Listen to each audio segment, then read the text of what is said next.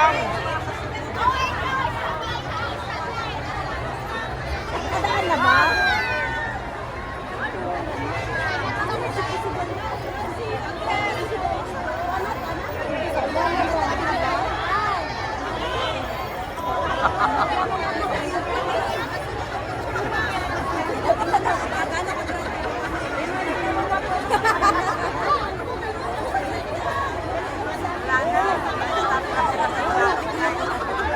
Ando, nakapila talaga doon. May vlog sa ibig kayo ay mo! Sa likod ko. Kaya nga, nasa likod ko. Oh. Ha? Tatay Digong.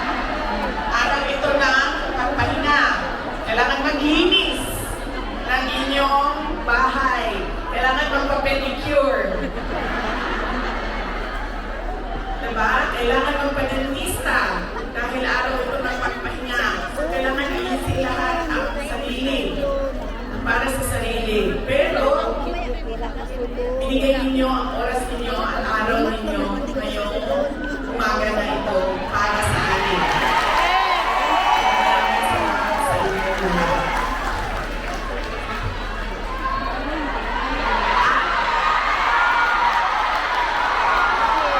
Alam nyo, kanina, habang naglalakad ako, kasi malapit lang kami, so naglakad lang kami. Si tatay. Ang ganda ng weather ninyo dito sa Hong Kong, no? Nakakaganda siya ng movies.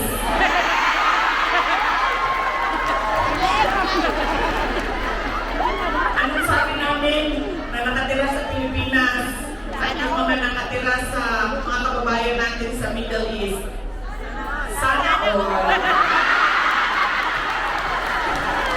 Sana all malamig. Tinitirhan. Sana all maganda ang putis.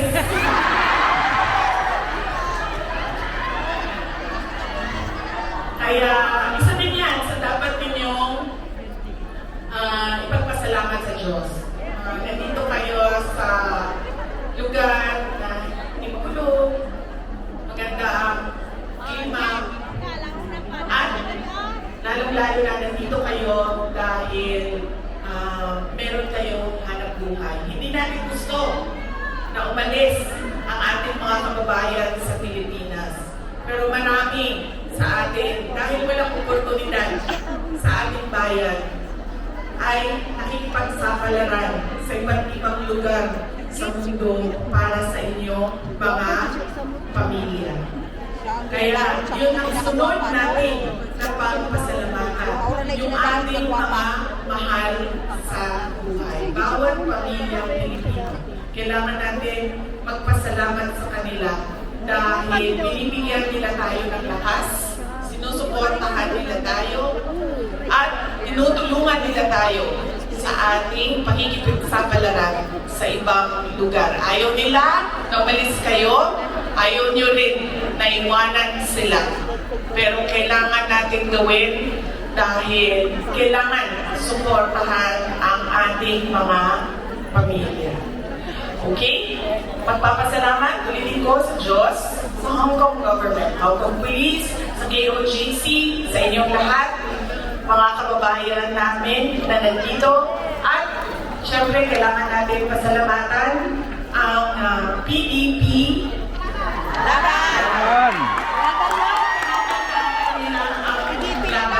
PDP na lang. Opo. Laban.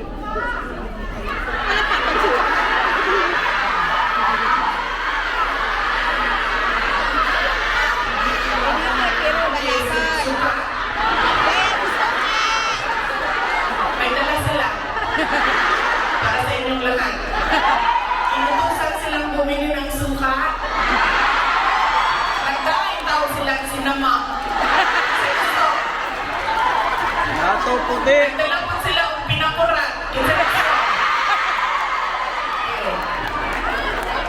Ito na sa Lechon Macau, ang pinakurat. Nagaling naman ako, naglakaw ko nito. Kanagaling. Ay, sorry. Doon, yung ba't nakakitay ng mga Lechon Macau ba yan, no? Sabi ko kanina, sabi ko, kakain kaya muna ako. Sabi ko, ay hindi, picturean ko na lang muna. Andito sa aking cellphone yung roasted duck at yung roasted goose. Roasted goose. At, tikman ko nga yun. Balikan mo. Roasted goose at yung parang lechon Macau. Bagay sa suka.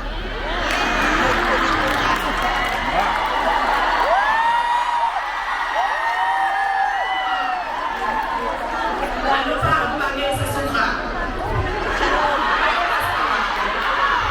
Bigla na lang ang palisin. Ano pang bagay sa suka?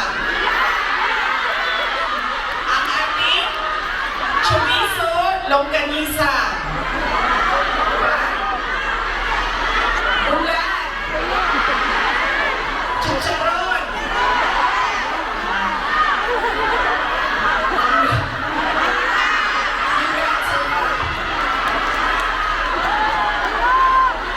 Kinilaw.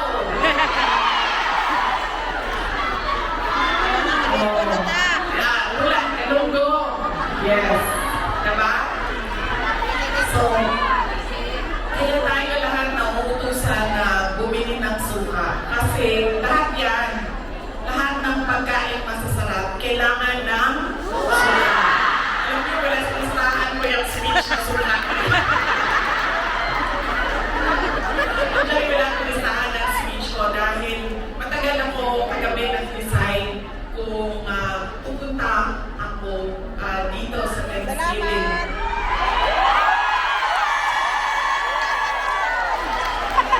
Kaya wala akong listahan ng speech. Pero yes, alam nyo, marami siguro sa inyo ang nautusan na bumili ng suka at mantika. Mantika, suka, ganyan. Nung kayo ay bata pa. Opo. Pero sa amin kasi, sa bahay namin, nag-grocery kasi ang nanay ko. So lahat yung mga gamit sa kusina, binibili na ng nanay ko. Nautusan lang ako lagi doon sa kanto, sa tindahan, bumili ng Coke. Ng Coke.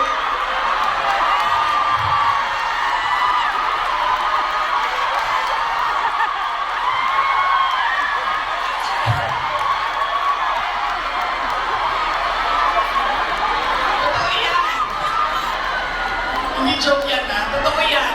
Alam nyo, di ba, ang 5 pesos lang ang Coke noon? 1980s? Less pa nga ata siguro, 5 pesos.